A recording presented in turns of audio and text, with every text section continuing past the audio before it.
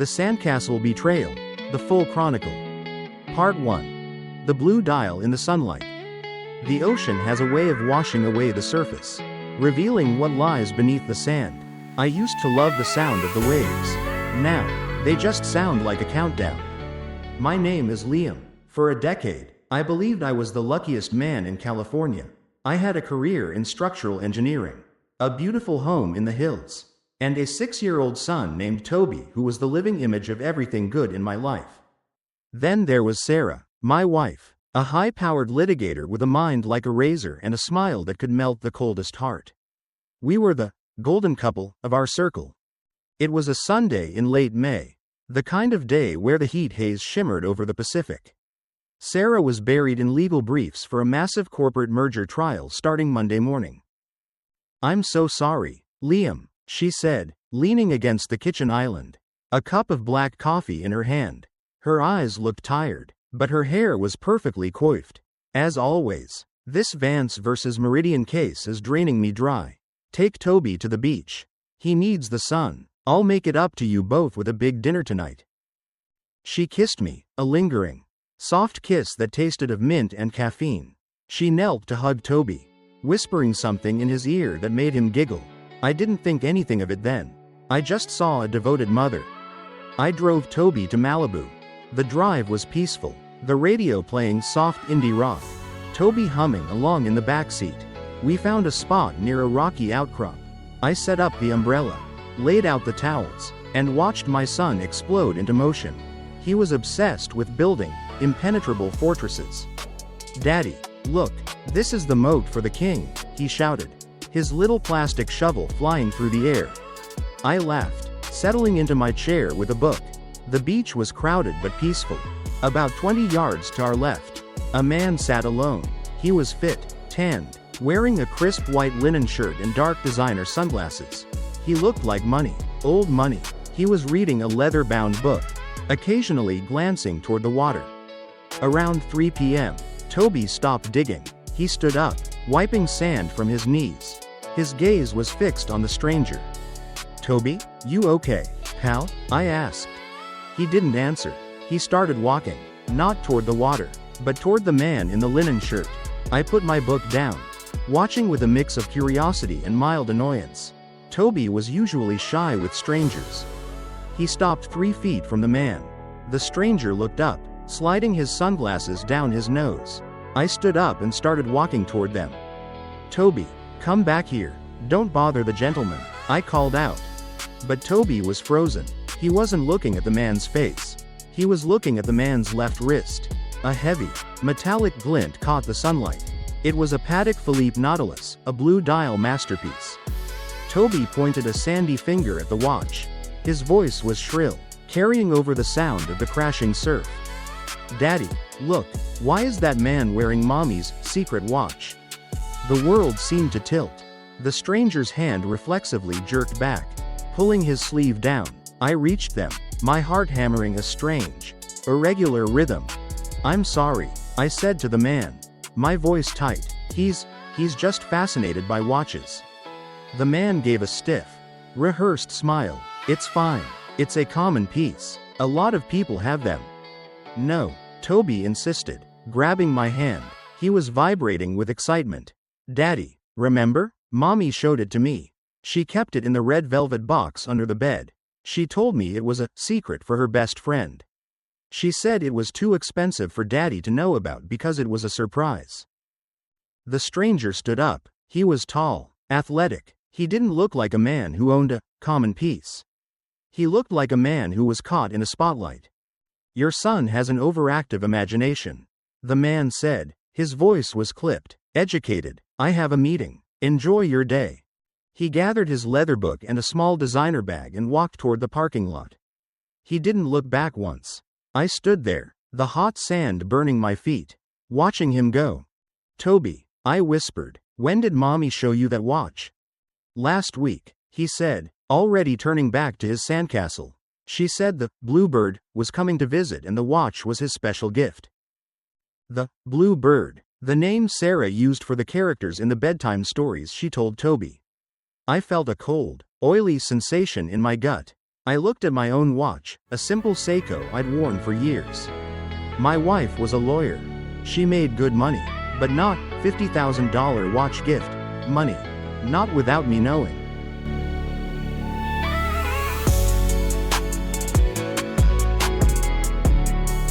Part 2. The hollow under the floorboards. The drive home was a nightmare of internal monologues. I tried to tell myself Toby was mistaken. Kids mix up colors, brands, and memories, but the way the stranger had reacted, the way he had fled, didn't sit right. When we got home, the house was quiet. Sarah's car was in the driveway, but she wasn't in the kitchen. I found her in the master bedroom, changed into a silk robe, her hair wet from a shower. "Hey, how was the beach?" she asked, her voice light and musical.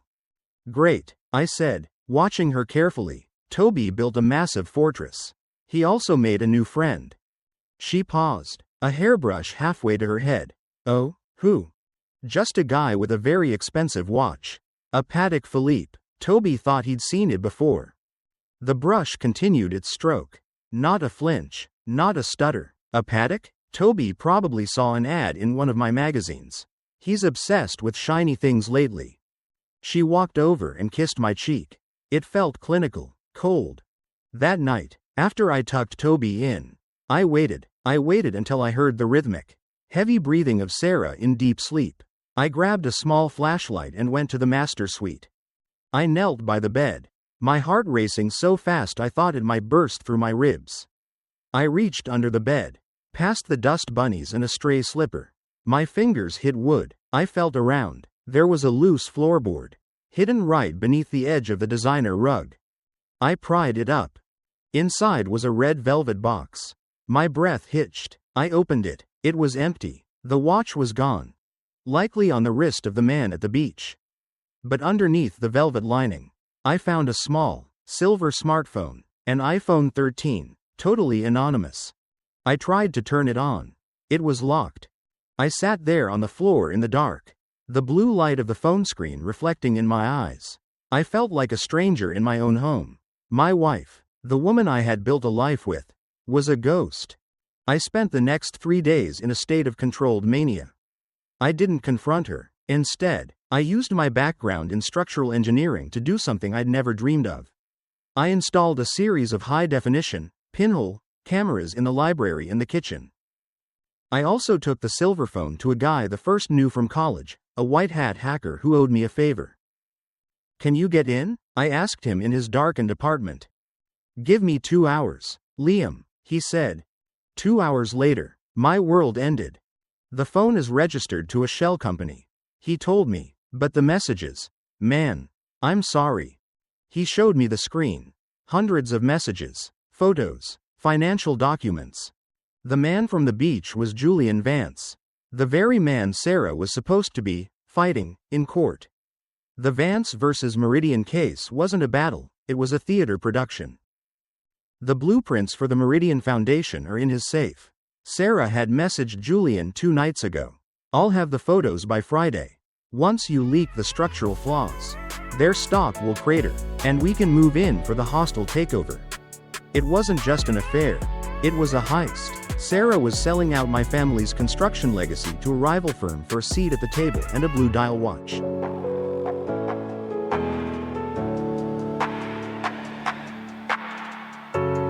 Part 3.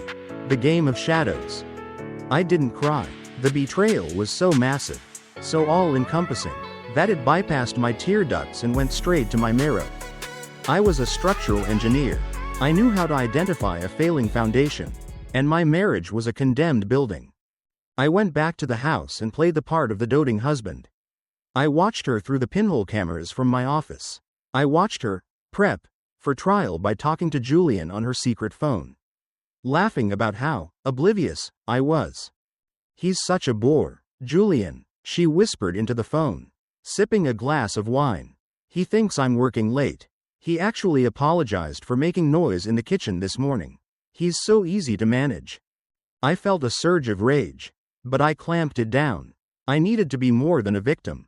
I needed to be the architect of her downfall. I knew the safe passcode she was looking for. I changed it that afternoon to a date she would never guess. The day I had met her. The 12th of October 14. Then, I did something bold. I created a trap file. I designed a set of blueprints for the Meridian 2 project, our biggest skyscraper to date. On the surface, they looked like the real deal. But buried in the mathematics of the load-bearing pillars was a fatal error.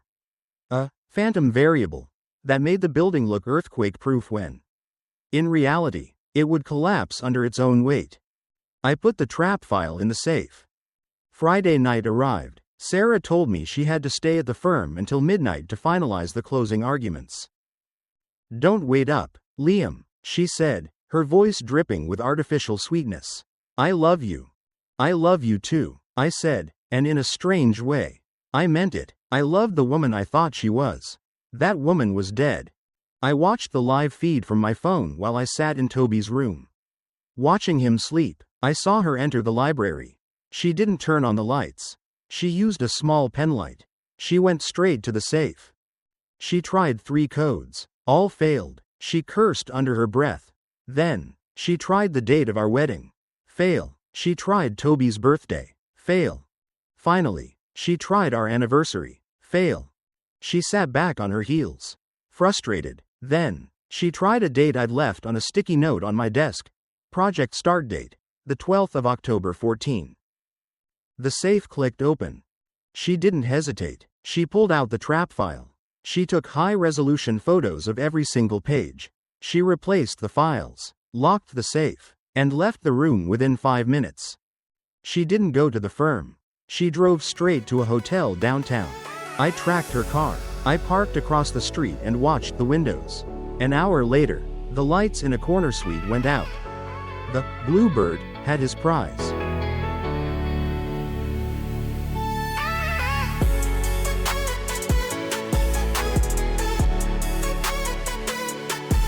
Part 4.